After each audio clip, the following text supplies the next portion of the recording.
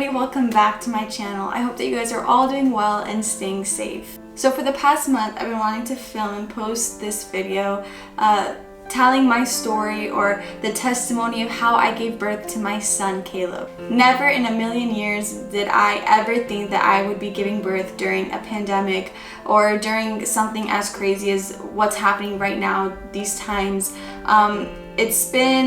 It was really scary, I'm not gonna lie. It was really scary, it was really hard, but I'm so grateful and thankful to God that He brought me through it all. He was with me the whole time, and I really want to share my story and hopefully be able to encourage a mother out there that is pregnant during these times or gave birth or whatever. Even if you're not pregnant and you're just scared and have fear, then I really hope that this video encourages you not to be fearful, not to allow the enemy to steal your peace or to steal your joy, but to continue putting your faith and your trust in Jesus Christ. So I have on my iPad here, so I don't get lost and I don't leave any details out, just how everything started. So basically at 4:20 on March 26th, it was a Thursday, I had a doctor's appointment. I was already past my due date, so I was 40 weeks and 3 days. So on my due date, at 40 weeks, I had a doctor's appointment. And for the past couple weeks prior, from like 37 weeks up until 40 weeks, the baby had not been growing and there wasn't a lot of amniotic fluid left. That was very alarming to me and to my doctor as well, but he said not to be scared and to just, you know, he'll just check me every week for me to come in every week or every couple of days and to just see how things progress. And so I was there on my due date, and he said that he checked me to see if I was dilated. I was not dilated. My cervix was thick. It wasn't thin or anything. And he's like, well, you know, you're on your due date, so let's just give it another couple days. He said I can't let the baby stay in there for much longer because he's not growing anymore. So after my appointment, I was trying anything to give birth naturally, to induce my labor. Anything you can think of, anything you read online, I did all of it and nothing worked. I went up 8 flights of stairs, up and down, up and down, up and down, didn't do anything. I walked around the entire mall, didn't do anything.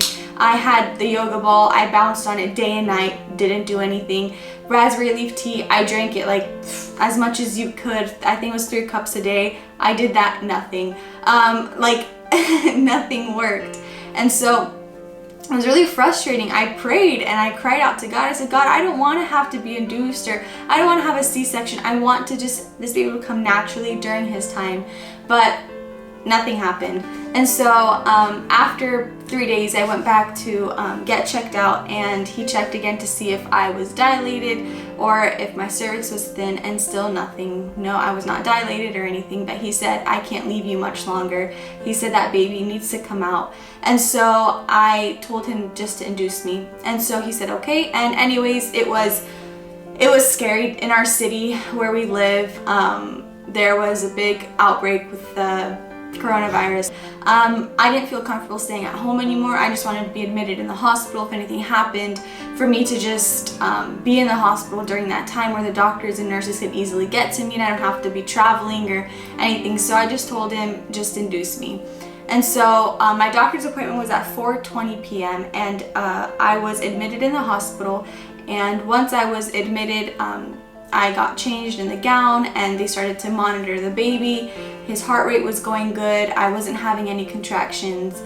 So they gave me an injection of Pitocin. They said that they were going to give me 30 minutes to see if that kickstarts my labor, if I start to get any contractions. So that started my contractions, and they came maybe every 10 to 12 minutes. They'd come and then they'd go away. And my doctor said, okay, make sure you rest tonight because it's gonna be a long day for you tomorrow. I could not rest. I could not sleep.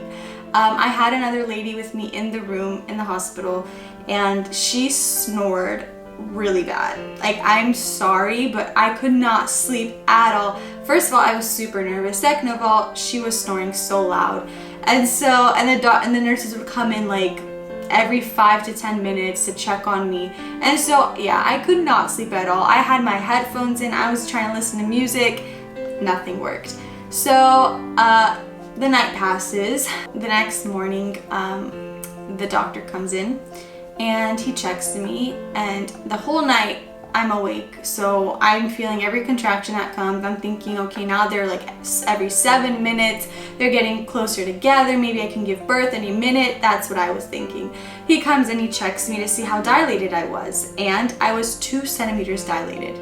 2 centimeters. I was so upset. I didn't know what to do with myself. I was so upset. I'm like, I labored the entire night and I'm only 2 centimeters dilated. I'm like, I have a long day ahead of me. I go back to my room, and then the nurse comes in and says they're gonna give me another dose of Pitocin, which hopefully will make my contractions come closer, because like I said, the baby needed to come out. And so they gave me another shot of Pitocin, which definitely kick-started my contractions getting even closer together.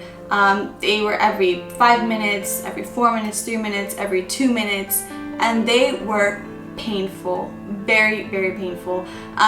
In Romania, at my hospital, they would only give you epidural if you were from 5 to 7 centimeters dilated. So I had to get to 5 centimeters, and at 2 centimeters, I was in pain. Like, I thought I was maybe 5 centimeters, and when the doctor checked me and told me I was only 2 centimeters, I couldn't believe it. It's very painful, very painful. And I'm a baby when it comes to pain. So every time I told my husband, like, I don't know how I'm going to give birth because I am a baby when it comes to pain. If I stub my toe, I'm like crying because I can't handle the pain. So yeah, it was horrible. And because of the pandemic, I was alone. My husband could not be with me while I labored, while I had the baby, delivered him. My husband couldn't be with me, and so that was really hard. And honestly, what God taught me through up until this point, what God had taught me, before I even went into labor, before anything happened, I always said that I could not give birth without my husband being there next to me. I couldn't do it. I don't have enough strength. First of all, like I said, I'm a baby when it comes to pain. And second of all, to be alone in, a different country, having a baby, it's very difficult. And to be without my husband was very hard. I couldn't even fathom being without my husband. But, God taught me that He is who I need. He's my strength. He's my father, he's my closest friend, and he was with me throughout the entire delivery, entire labor. I couldn't have my husband with me. I was alone, but spiritually I felt completely surrounded by angels, completely surrounded by the prayers of everyone that was praying for me. And so if you were praying for me during these times, I thank you from the bottom of my heart. I don't have words to thank you. How much it means to me that you took time out of your day to pray for me, and it honestly means the world. And so let me get back to the story. So yeah, it was the next morning. He checked me, 2 centimeters dilated. They gave me another shot of Pitocin, and that's when my contractions got closer and closer together. So they were coming every 2 minutes, and they were about 45 seconds long, and it was really hard. I tried to walk. They would tell me to lay down so they could monitor the baby's heart rate, because the baby was really small, and if the baby was in distress, then they would have to do an emergency C-section, and so they would monitor the baby's heart rate. But I couldn't lay down. I had to walk. That somewhat helped relieve the pain. And because again, during the pandemic, I couldn't leave my room, and so I would just walk in a circle in my room. I'd walk to the bathroom, go back to my bed, walk back to the bathroom, walk back to my bed. I couldn't leave my room. And so after a couple hours of this, my doctor comes back in, he checks me, and he says, okay, you're 5 centimeters dilated. You want to get that epidural? Yes, I want the epidural. Give me whatever pain relief there is. If you had a baby and you did not have an epidural, then I don't even know what to say. You're a hero. You're a superwoman. I don't know what to say. That is crazy. I could not do it. So yes, I said, give me the epidural. Give me whatever you can give me to get rid of this pain. So they wheel me downstairs to a separate room where the anesthesiologist comes in, and he asks me how much I weigh, how tall I am, blah blah blah, and he puts the catheter in, and he puts epidural in. and it didn't hurt at all. I don't know, I watched a lot of like videos on YouTube of women that have had babies and they got an epidural and they say it hurts or whatever. I didn't feel anything. It did not hurt at all for me. And so they put the epidural in and I got so thirsty. Mind you, I did not eat or drink at all the day before or that day. So the doctor said not to eat the day before I came to my appointment, because if something happened and they needed to do an emergency C-section, then it's not good, I guess, for me to have eaten or drinking anything. So I didn't eat anything or drink anything that whole day. The next day, they didn't let me drink or eat anything either, because just in case something happened. So I hadn't eaten, I hadn't drank anything. My lips were so dry. I had my chapstick with me, but I would do anything for a glass of water. And so after they gave me the epidural, I'm in a separate room now by myself with just a nurse that would check in on me and monitor the baby's heart rate and make sure everything was okay. And I begged her for a glass of water and she's like, I'm not supposed to give you anything. I'm like, please, like, I'll do anything for just a little bit of water. And so she gave me a little bit of water and told me to just sip it like every now and again. Yeah, right, I chugged that thing. I was so thirsty. And so yeah, I'm laying there, I'm laboring, very painful. Once the epidural kicks in, I didn't feel anything for like an hour. I didn't feel any pain. It was amazing. And then the pain returned in my back, in my stomach. Yeah, it was bad. And I was so confused because I thought that epidural was supposed to take your pain away until you have the baby. But I guess for me, the pain came back. And so I asked for another dose and she gave me some more. And yeah, I don't know how different it is giving birth in America and giving birth in Romania, because I never gave birth in America. But I'm just telling you guys my experience and how things are here. So if you're watching this and you're just like, what? They're not supposed to do that, or that's not how they do that. I don't know, that's how they do it here. And so they gave me some more epidural, which didn't do anything. My pain was still there. While I had no pain, I managed to like sleep for like an hour, which was awesome because I hadn't slept the night before. So I managed to nap for like an hour, and then the doctor came back in and checked how dilated I was, and I was 7 centimeters dilated. So I was like, okay, I still have a while until 10. So I'm just laying there trying to walk up, you know, listening to music. The one thing that really helped me during all of this was I made a playlist before having the baby, and I titled it Birth Time, and I put all my favorite worship music in there, songs that encouraged me, songs that uplifted me and gave me strength during these times. I cannot express to you how much it mattered to me. I had my headphones in and it was like I was in a different world. I didn't even feel like I was in a hospital. I was just focusing on strength that came from him, because like I said, if it wasn't for him being with me, I could not have done any of this. After a couple hours, I could not handle the pain anymore. Epidural had worn off. I felt my contractions and they were very, very, very close.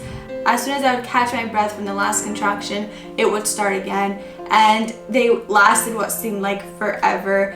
And so finally I told the nurse to call the doctor and to just cut me open and give me a C-section, because I could not handle the pain anymore. It was the most painful thing. I can't even express it. My husband's like, you know, how did it feel? Try expressing it to me. I can't express into words just how painful it is. And I'm getting goosebumps just thinking about it. And I called my doctor and I told him, please just, you know, I can't handle this anymore. Please just give me a C-section, cut me open, and that's it, and take this baby out. And so he came in and he's like, you know, calm down, let's not give up yet. He checked me and he says, well, you're 10 centimeters. Let's get you on the table and let's deliver this baby. And I was like, wait a second. I'm like, no, I don't want to anymore. I'm so nervous. Like, I don't want to have this baby anymore. I'm like, just leave him in here. It's fine.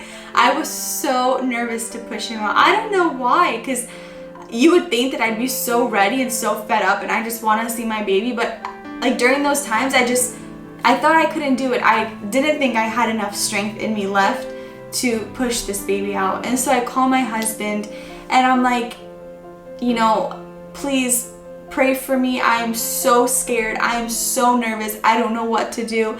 I'm about to push this baby out, and he's like, it's okay, it's gonna be okay, you're fine, you know, you'll get through it. I'm praying for you, everyone's praying for you, and you're gonna be fine. And so I get on the table and they put my legs up in these things, and it was just the doctor and like 2 or 3 nurses, and yeah, and so he goes, okay, the next contraction, just push and hold your breath and just push. And so the next contraction came, and I was so scared. I did not want to push him out. I don't know why, it seems so silly now, but just I was so scared. But the next contraction came, and I pushed, and then I caught my breath, I pushed again. I think I pushed for maybe 10 minutes, and the doctor said, okay, you know, I see his head's out, just next push and he's out. And so I pushed again, and he was out. My baby boy was born at 6:55 on March 27th, 2020. So it was exactly 24 hours from when I got induced to when I had my baby boy. What I felt when I gave birth to him, I can't even express it into words. It was the most beautiful, most rewarding feeling I could ever feel. When I saw him and I saw that he was healthy, I saw that there was nothing wrong with him. He cried as soon as he came out of me. He was crying, and he was as if, you know, telling the world, hello, I'm here. And it was the most beautiful moment of my life. Jesus was there with me in that delivery room. My husband couldn't have held my hand, but Jesus was holding my hand.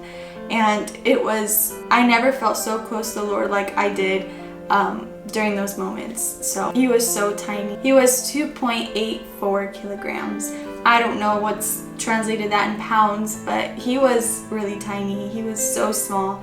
And they cleaned him, they washed him, and they gave him to me. And I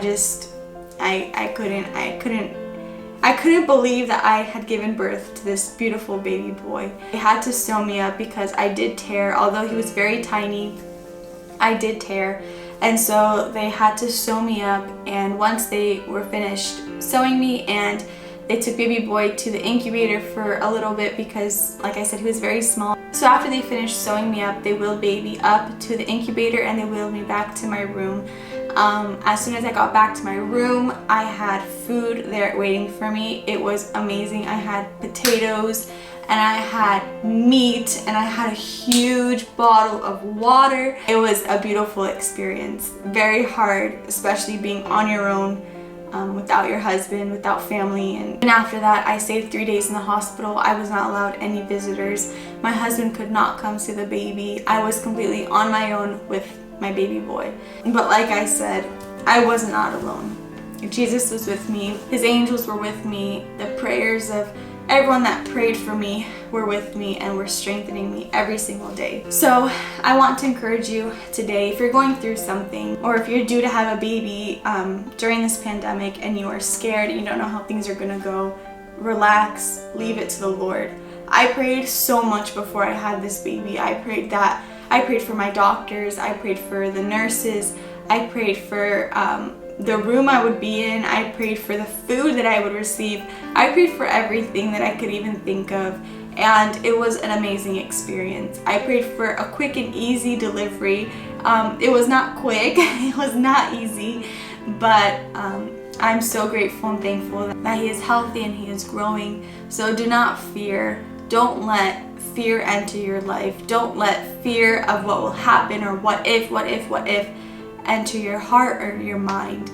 Allow God to take control of everything. You do your part by praying and by asking God's protection to be upon you, that his blood would cover any diseases that would not touch you, any illnesses would not touch you or your baby or your family. Allow God to write your testimony. Allow God to write your story. Allow God to write your testimony that you'll be able to share with someone later on and will encourage them. So thank you so much for watching. Don't forget to subscribe, and I will see you guys in my next video. God bless.